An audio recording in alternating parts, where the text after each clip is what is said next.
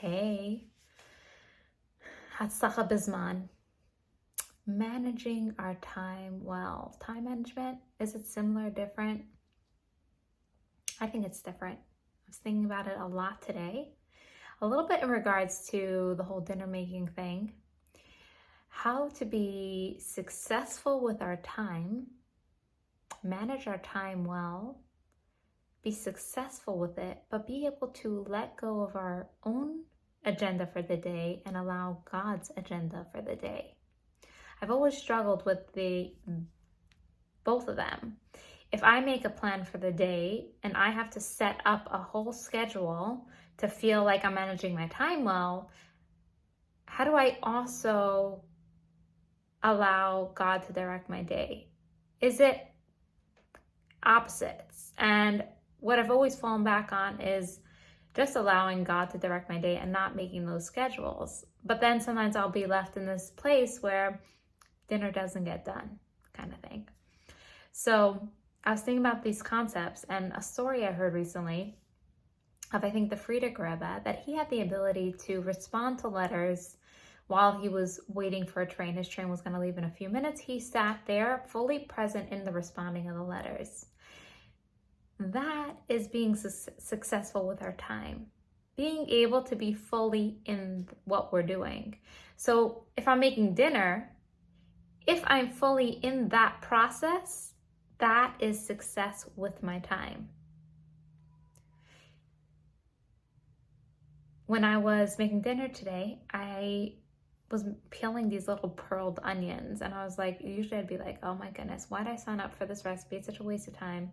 But as I'm peeling them, I was noticing them and being in that moment.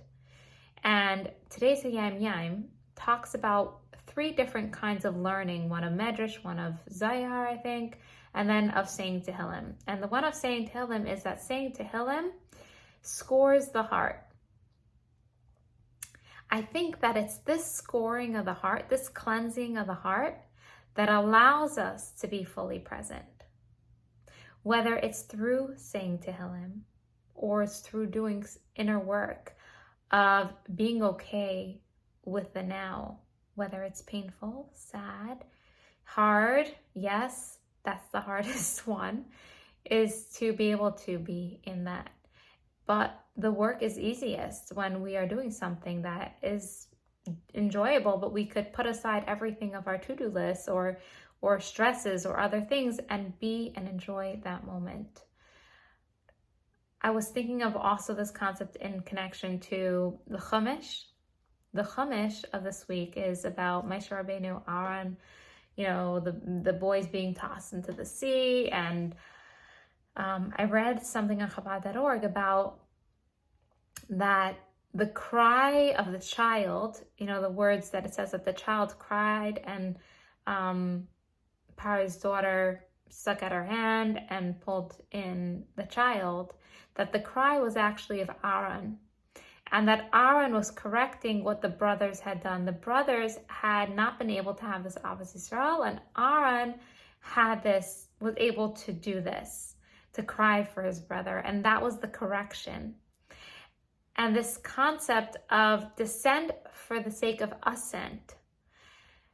I think this month in general is a very descending month. It's a dark month. It's the coldest month. It doesn't have any Yom Tovim.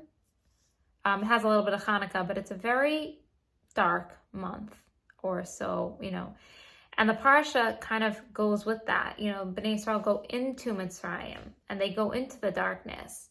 And how this descent is only for the sake of ascent. How are we able to be in those dark moments and then ascend with them?